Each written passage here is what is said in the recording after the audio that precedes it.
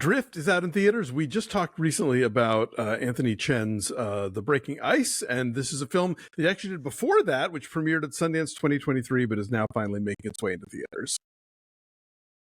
We'd love if you subscribe to us here at Breakfast All Day, because no place else will you see not one but two reviews of Anthony Chen films. We've got it for you, all the little indies. So join us if you would. We'd love to see you and hear your thoughts on these films as well. My face, You're not Greek. no, American. when it's all over. Drift is kind of not too different from The Breaking Ice in bit, some yeah, ways, right? We have tour guide as catalyst here to a whole different kind of existence. Cynthia Erivo plays a young woman who we first see sort of wandering along the shoreline of this seemingly idyllic Greek island. They don't say exactly where they are, but it's a tourist destination for a lot of wealthy, white, very pasty people on the beach. And we learn pretty quickly that she is just surviving, just, trying to figure out how to get by from day to day, hour to hour. And on her many travels, just trying to kill time, trying to find food, she goes to these ruins where she runs into Alia Shawkat's character, whose name is Callie. Cynthia Erivo plays Jacqueline. And they sort of strike up a friendship and just get to talking. And Callie is everything that Jacqueline isn't. She's outgoing and she's confident and she's warm and she's an extrovert. And we realize pretty quickly that Jacqueline is not comfortable at all and doesn't know how to, connect with people and is lying about basic things. And so it's how we watch these two young women form this unlikely friendship, but then there are these flashbacks to what Jacqueline's life really was like before she was destitute and when she was living a life of comfort and wealth and protection. I think the scenes with the two actresses are the ones that really work best. There is a crackle to them. Alia Shawkat is so warm, so outgoing, and not unlike the tour guide in The Breaking Ice. She's the one who helps this person who is in flux find an identity, find some security, find some fun, draws this introverted person out. And that's exactly what happens in The Breaking Ice as well. I wonder what it is that Anthony Chen has about tour guides. Yeah, I don't know. It's this interesting thing where you have these people kind of dealing with these major sort of life moments and overcoming one thing and maybe figuring out what the rest of their lives are going to be, set against the backdrop of people who are just sort of like shopping or, sun tanning or just kind of, tuned out of their world, whereas these characters are very much attuned to the changes that are going on in theirs. So it makes it's an interesting kind of parallel. Yeah, I agree with you that the scenes of the two of them together are really well done, and these actresses have a great interplay with each other.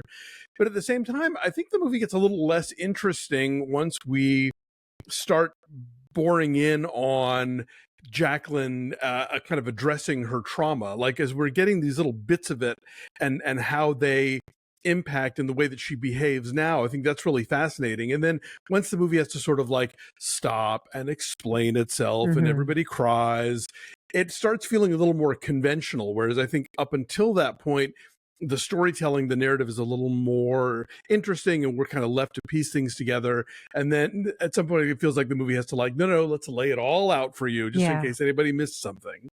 And the thing is though, once we do get that breakthrough from Jacqueline, like Cynthia Erivo has such an immediacy about her. Sure. And is so like tapped into those deep and complicated, sorrowful emotions that like, it's powerful. Like the scene where she finally breaks down is very, very powerful, but I don't know that I need so much of a flashback structure. I find that really detracts from the momentum of these two young women and their friendship and whatever flirtation that is, whatever connection. It's sort of amorphous. Sure. That to me is more interesting and more tantalizing and then absolutely spelling out we really see it. And I don't need to really see it to know that this woman has suffered great trauma. Because Cynthia Erivo is so good that she can indicate that to us in just the slightest flickers of her face. No, I totally agree. I feel like I wish the movie had sort of trusted her and the character more and not had to spell all that out. And frankly, when they do spell it all out, like those scenes are intense, but I've seen that kind of thing done better, like most recently in Michel Franco's New Order. If you're going to show these sort of like horrifying kind of moments of political violence, I think it could have been handled with a little more intensity. So yeah, I think there's a lot to like in this film and a lot that works, but I think it's not as ultimately successful as Breaking Ice was in a lot of ways. And I think that mainly, maybe it's that he's not writing here, and so the script kind of lets him down. I don't know what it is, but it's worth seeing, certainly for the two central performances. Yeah, and then there's a whole other subplot within the flashback structure of Jacqueline's relationship with the woman played by Honor Swinton Byrne, which feels very undercooked. It doesn't.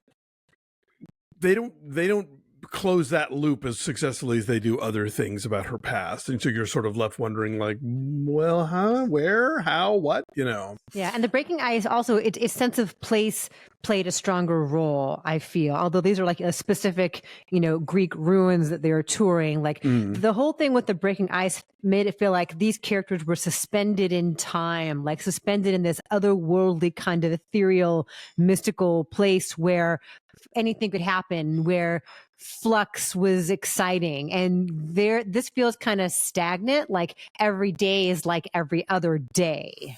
Yeah, for sure. and I think also with Breaking Ice, you have these borders that play such a role in the film, like physical, geographical borders, but that also sort of represent the characters kind of exiting their own comfort zones, and using that as a metaphor. They don't really tie in the Greek ruins to Jacqueline's experience in quite the same way. Yes. So what's your number then? Like a 6.8. I think there's some good stuff here, but ultimately it's a little disappointing. Yeah, I'm going to say 6. A letdown. But the Breaking Ice, which we also reviewed, which we'll have a link to here at the end, is very much worth seeking out, and that is out there in the world. Both these films are out there theatrically. I'm not sure they're streaming, but worth seeking out. Yeah.